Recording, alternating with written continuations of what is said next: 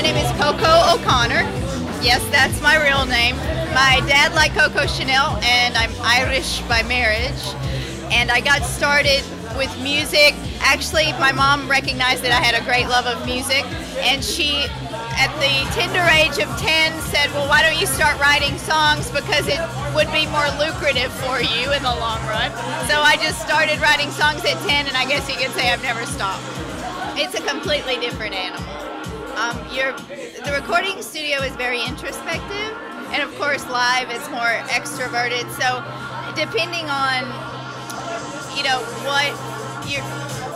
where you're at any given time is going to depend on what you project or what you have, the vision in your head, or at least that's what it is with me. You want to project it. So that's how, you know, I love both of the experiences. I love performing live. I really love performing live with a band and my visuals. I think my music goes a lot better with visuals as opposed to just, you know, by itself or so. But the studio is really, I've spent a lot of time in the studio, and I have a love for it as well. So it's kind of the same thing, you just have different people doing different responsibilities. Make a long story short, I got carjacked in 2001, I believe. Something like that.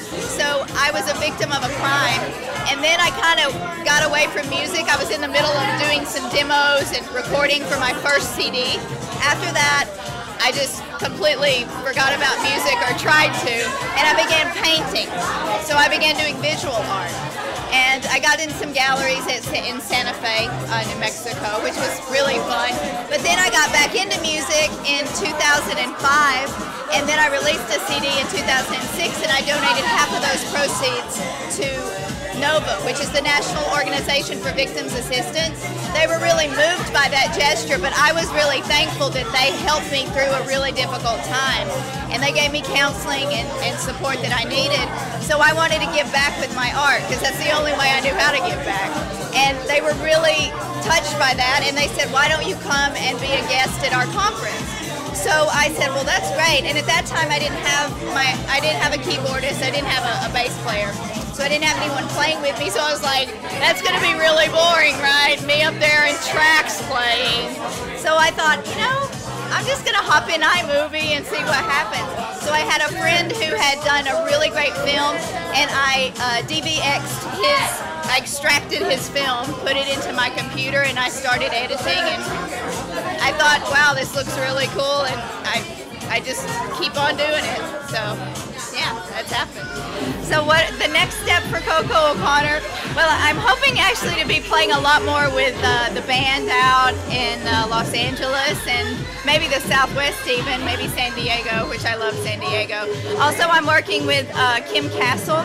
She is a TV host, an international speaker and columnist, and we're supposed to be collaborating with me doing some music for her new project, which is a TV show. I am also waiting just to see, I'm supposed to have one of my songs, Hard Time to Shine, is being submitted for placement in TV, so I'm waiting on that and you know, checking my mailbox every day for those royalties. I'm Coco O'Connor. I am proud to be a raw artist. You can find me on the web at cocoo'connor.com. You can find me on Facebook at Coco O'Connor Music. You can find me on MySpace, myspace.com, Coco O'Connor, and you can Google me and find me anywhere else you please.